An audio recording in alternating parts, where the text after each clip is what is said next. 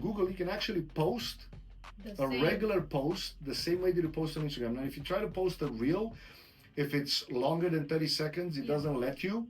So what we do on your account is we take a screenshot of either the thumbnail or some of some part of the video, same caption, same name, and then the post URL, it's the actual post on Instagram. So it shows Google like you're legit and you care about the customers because you post these updates is what they call it. So you're listening to the Full-Time Lash Artist Podcast. If you want to jumpstart your lash career, you can also watch Cosmi's free lash training at www.fulltimelashartist.com. Let's grow.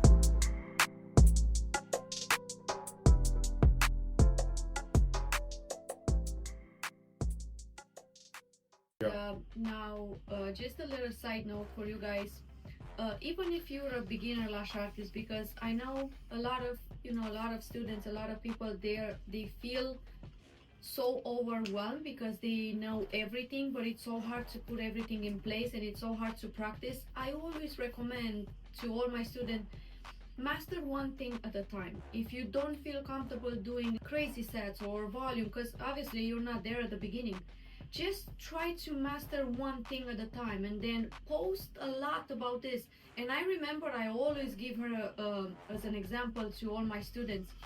One of my students that she took the class a couple years ago, and you explain her everything about marketing, what to do after the class. She implemented everything that you everything I said, taught her, and I swear that she was posting for, I want to say, a year, everything about classic. But that classic was on top of everything. She mastered the classic and people knew her for classic. Natural sets, beautiful sets, nothing about volume. So you don't have to do everything at once. Just master one at a time. Once you feel comfortable with this, create a lot of videos, a lot of posts, put a lot of pictures, and that's how people are going to find you for that specific set, and then once you feel comfortable, go to the next second. Oh, that's a great because great way to look at you it. feel overwhelmed with everything at first. And then I talk about this in another video that you asked me. It comes to a point where you'll have to outsource some of the stuff, right? Maybe some of the editing. Maybe you pick a day. This was a question actually 2 weeks ago. You pick a day, you record 7 reels, right? And then you give it to someone to edit, or you use instead of editing the video manually, you pay for one of the apps that does captions, or even CapCut does some editing automatic, but you pay the captions app. Oh, it's crazy! Like the amount, the type of editing, and the B-roll, and the music, and the effects, and you pay $20 a month. I know. And then you have videos for the rest of the week. If you create or if you want to take it a step further, you create a long form video. It can be similar to a podcast like this, and then the same thing. You in CapCut. I think it's I forget the exact name of the setting, but it's creating shorts from a long form video. So you upload a video and then CapCut is gonna automatically cut them in short. Amazing. In short video. Before, I remember we used to pay so much money to someone. You had to listen the entire video, cut 60 seconds to make sense, right? Because not all of them make sense. You can just randomly cut in the middle of the sentence. But start with reels because it's easier to digest. It's easier to record a 60-second video than it is to record a 10-minute video. Yeah. And my last question. How do you feel about, and that was the question that I had in the class, how do you feel about people that they're not comfortable on the camera? They have to post only regular pictures with regular sets, especially lashes, talking about lashes. Only lashes, only pictures, and that's it, not videos, not anything, because you're not feeling comfortable. No, is that the question? Yeah. So, no, the short answer is they have to become comfortable. No, but it's also a valid point, because it's awkward to look at the camera thinking that someone is behind it, or you think you get 1,000 views on that video, meaning imagine having 1,000 people waiting outside and you're at the window talking, right? It's weird. Some of your videos, like the one on YouTube that had 1 million views, and a couple of them had over 300. But in some of them you are, and you still got 200,000-300,000 views, whatever. First way to create videos, if you're not comfortable on camera, when people say I'm not comfortable on camera, they actually want to say I'm not comfortable looking at the camera while I talk, right? So first trick is don't look at the camera. Yeah, well that's going to be the last because CapCut and we're not looking at the camera right now. Yeah, but not a lot of people have someone else to interview them. Yeah. Right. So of course it's also a valid point. But first type of content is voiceovers. Yeah. You put the phone somewhere, recording you as you work. Something.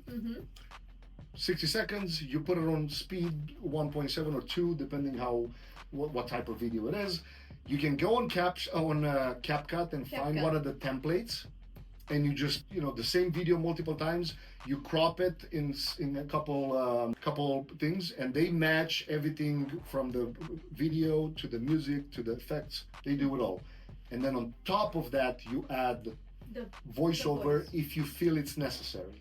That's one type of content. The second is it's still the same, but you don't add voiceovers. Those are more like cinematic style, right? Like CapCut. It's basically it's made by TikTok. It's owned by TikTok.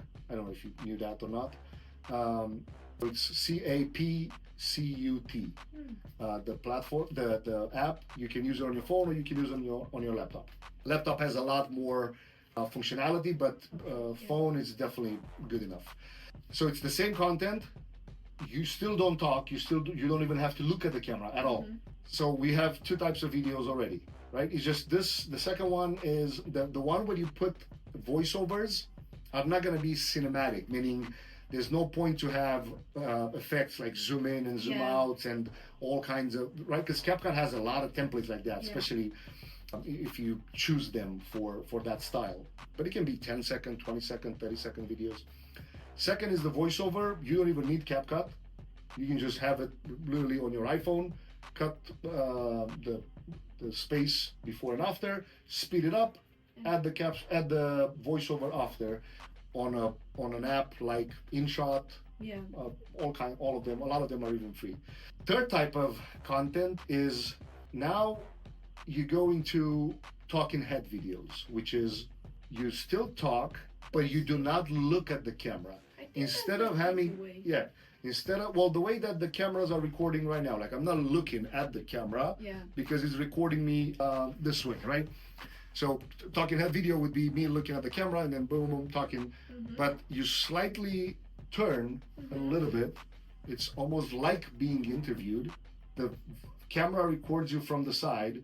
You can look at the laptop and act like you're being interviewed.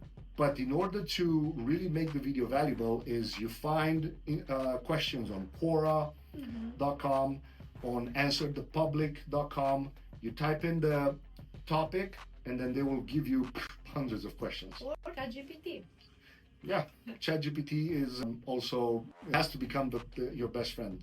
Once you get to this point where you can answer questions without having to stop every 5 seconds and read, now eventually, Captions app and CapCut app have a feature where the AI will literally get your eyes and turn it to the camera. Yes, caption. CapCut has it too. CapCut has it too. As long as you don't move too much during the video, so let's say you stay in one spot and you don't do too many things like this. Captions and CapCut and a lot of others using AI will literally take your face and turn it towards the camera. It still doesn't look 100% natural, but it will do the job.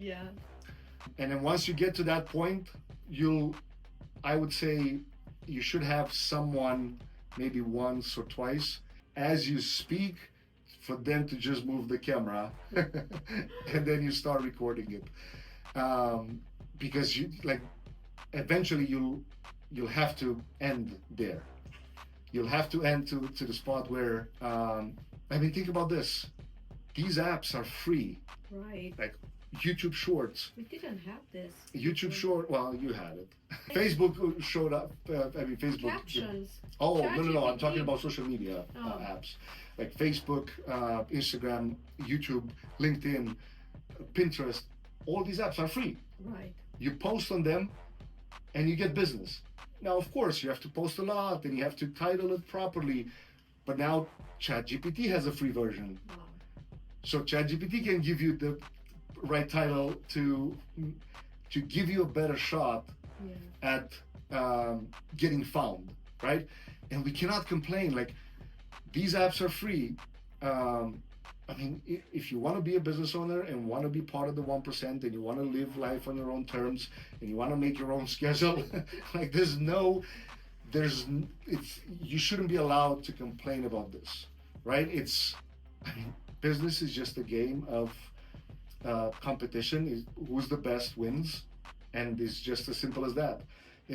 I always say competition is great because it means but now you have to be ready to go to war, right? Like, you have to be ready to destroy your competition in a way, not in a bad, I'm not talking from a negative standpoint you have to destroy them by doing a better job, by answering the damn phone when the phone rings. That's one of the main problems that a lot of businesses, like, they don't answer the phone, and then you go next to the I can't remember, it's not too long ago what I was looking for. But even my students, IV therapy, they always say nobody answer. I called a couple. Oh, the trainings, it's part of the game. And I was the first one that answered right away. Yeah, I mean, but in order for the phone to ring, somebody has to find you, right? And in order to find you, they have to find some type of content about you. From you. It can be organic, but organic just takes a long time. That's why I'm not a big fan of staying with organic. Organic, it's everything from posting videos on social, that's organic content, to posting blogs. It will increase eventually your site's ability to show up in search results, but it's going to take time. 6 months plus if you're doing it consistently. So you have to be okay with not, and that has to be integrated with Google Maps. And so it's a whole other episode that we can talk about that. If you got a passion for lashes, let me see it. It's time to level up. If you need me to, I'll teach you my 6-figure secret. Better believe it, 'cause I believe in you. You're listening to the Full-Time Lash Artist Podcast. If you want to jumpstart your lash career, you can also watch Cosmi's free lash training at www.fulltimelashartist.com. Let's grow.